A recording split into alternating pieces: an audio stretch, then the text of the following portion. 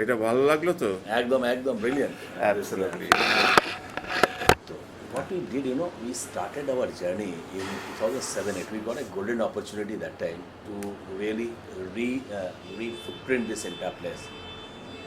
So, and we wanted to create, and actually this is where you are sitting is world's largest backhoe manufacturing facility of any brand, any country, any place, China, US, Europe, of also any brand. Huh? 8 o'clock. Jasmeet was waiting for me. Oh, Last night I was at From where? Vivek's house. Javed and we have a one commonality. Javed and Javed's wife is from Calcutta. So we are Yes. from Calcutta. Okay. So he is from Amber Street. Okay. You speak Bengali? No, she does. He is from Ranchi. Okay. Yes. So I see you also have some collateral. Balbir, for me, एक minute आ so जाओ. maybe I'll put it all in together. Sure. The bag No is problem. already old. No problem. So we can send you a soft copy as well, not an issue. Okay. Yeah, that would be nice actually. Yeah. Actually, that would be nice. Oh, I'll send you across. I'll Yeah. send No, you. I'll take this, but yeah. There's a big bunch of documents. Black coffee black का ना हाँ, black. Black coffee अच्छा biscuit ना वो 2 देना एक तो वो जो एनर्जी वाला है दूसरा पर एक अच्छा कर दे बहुत सॉल्ट है कॉफ़ी मैडम के लिए चाय मेरे चाय लेंगे अच्छा पानी भी दे देना body Liquor. Liquor. That's what I also drink. So, Yeah. what we'll try to explain to you is what we are doing in the communities. So, Rupa heads the CSR, Right. and since many years we started working with communities around the factories. So, we have Ballabgarh, which is here, and we are working around the factories here. Then around Jaipur and Pune. Why we work because close to the factory, because our resources are more accessible when we are close to the factories, and we work with the schools, the government school. We don't build schools. We work with the government school, and we work with the government school to bring the skills up for children. And these schools are, if you look at the schools around this place, they had some infrastructure, but hardly any teachers would come or students would actually turn up. So the whole idea was to make the whole thing interesting and people responsible, including parents, to send their children, especially girls. And we also work with women to upskill them in certain trade and craft through which they can earn some livelihood. And through our system we market their products, not just in India but also in the UK. So we have about 29 schools in India which we are working with very closely, which will have about 15,000 students. So I missed the link between working in the schools and marketing your products. I mean, how The two things. One is the school, other is the village women. the village women, but you're training them in some crafts. I Exactly. thought. And those products basically are marketed everywhere in India through different channels. And Oh, and okay. income comes to them. Okay. When you said our products, I thought you like Oh, no, the no. JCB. Their products Products, in okay. arts and handicrafts. Okay. So Okay. those are sold and Sure. money comes to the system. Mm-hmm. So that's two areas, and then there are other areas also we are working. So I think if these two areas, Rupa has been here for how many 2 months months now? actually. 2 months now. Oh wow. Okay. But Rupa Congratulations. Welcome on board. She has a long experience in this area. She has been working with communities at very large scale in India. And I think she started working for communities out of choice. She's actually a marketing executive. Oh yeah. And she moved on. She changed her career path to work for communities. Where were you working in marketing? I actually graduated from IIM Calcutta. I passed out in '99, and I started my career with Bharat Petroleum. Just in 30 seconds. Would you mind to get a bread omelette? Nah, man. এখানে cafeteria তে বানায় No. Are you sure? Huh? Biscuit. Bread. Thank you. So I started my career with brand management, and very slowly I actually landed up in a job which was actually a blend of marketing and social work, which was in Usha International Limited, which is the erstwhile PCM Sriram Group. So they have sewing machines and they wanted a program, they were running a program rather, Hmm. which was aimed at bringing in that creative element and the entrepreneurship element in women, and also selling their own sewing machine. So it was a blend of marketing and social work. And slowly from there, I thought, I'm more inclined towards social work, and that is how I started my career in social work. And thereafter, I worked on education and livelihood on a major scale in Usha, where there was a complete skilling program for women across India. Right. And now I'm in JCB, Yeah. looking after both education and the skilling program for women, which Javed spoke of. And we're also working with youth on a major scale to bring in those employability skills in there, so that tomorrow, in case they're looking for a job, they'll be able to do. So we have a very small, short presentation. I'll just run you through so Sure. that you have an Sure. idea. Absolutely. Yeah, absolutely. Yeah. So, as he rightly pointed out, we are working in the area around the 3 plants that we have. Incidentally, the demographics here is very interesting because you have a lot of people who have sold their land, are pretty rich, but the literacy levels and the other social indices are just million low. Yeah. And they don't want to really get into education or employment. So, as they say, when you're marketing a social welfare program, it's actually a two-edged sword. So you also have to educate the beneficiaries, you have to market the program to them, and also for the fund. Luckily here we get the funds from JCB.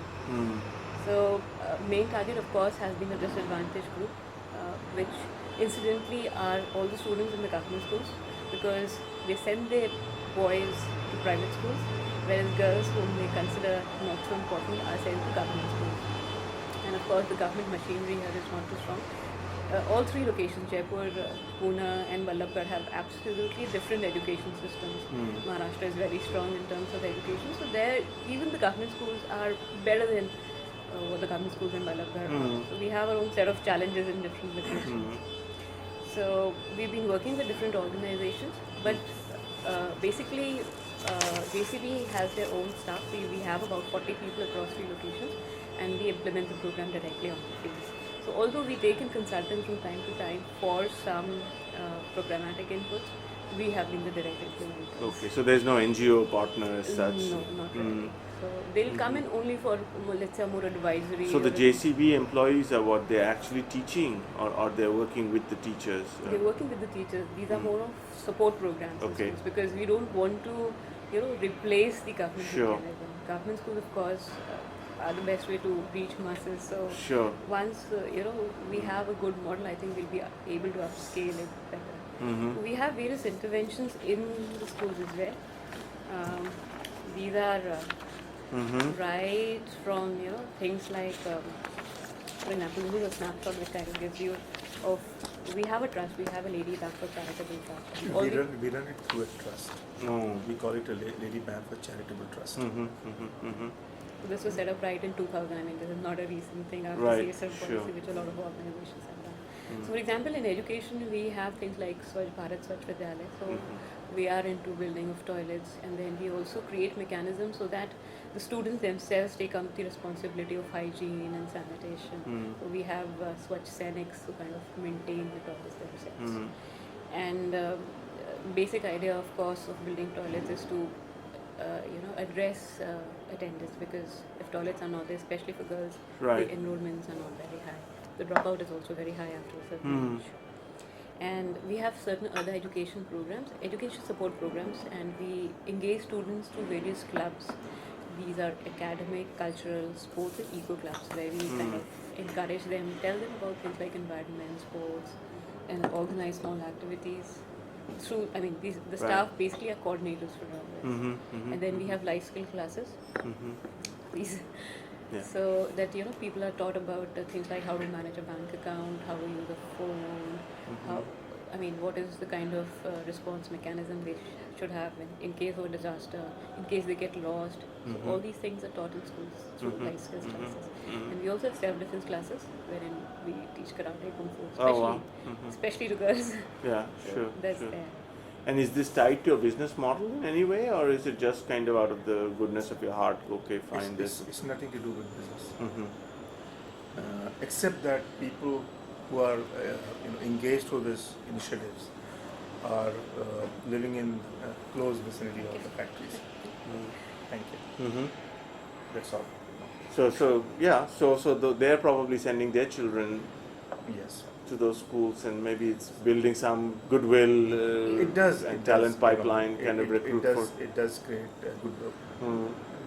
And we through our system also help this school, which otherwise they won't, is getting all the fund which are for them lying with the government, and we help them to get those Correct. funds also. Mm-hmm. So it's more like a participatory approach. We also have these regular meetings with the panchayat members, the government authorities, and we say, okay, this is there in our agenda. What is it that you're going to contribute?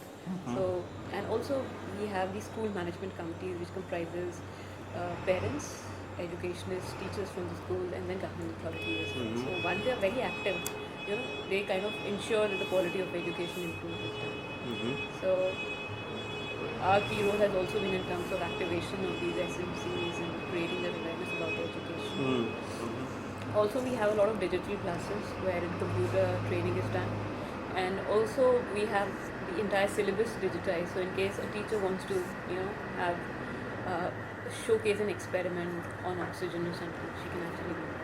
So those are the digital classes. And for higher classes, we have something called career counseling and fellowship classes. So, and we've also, tied up with our own employees from the factories. For example, right now we are doing it for science, people who want to get into engineering and things like that. So they have a mentor who kind of, sees through that the child is getting proper education. We've also tied them with certain coaching institutes, which are specifically run for the disadvantaged children. Wow. So that's been done. We encourage our employees also, those who are interested, to actually engage with children in different ways. Later we are going to increase it, the scope of work to others. For example, if somebody wants to become a CA or an MBA, anything. So people from the factory can actually, take a mentorship for one particular student and guide them through the process. Mm-hmm. So that's the idea. Mm-hmm. Then we work with women in these villages, and We gave you coffee. that's okay. I know you asked for tea. You got coffee. Not a problem. So women, of course, we've formed self-help groups. We've encouraged them into savings, and we've also given them skills on weaving, stitching, and embroidery, and printing. Because from JCB also we get a lot of orders on printing of things like envelopes and all this stuff. So Oh wow. we've also formed certain production groups, and as per the region's speciality, these women have skill. For example, here it's weaving, but Pune is going to be more of crochet work or macrame, which they're going into.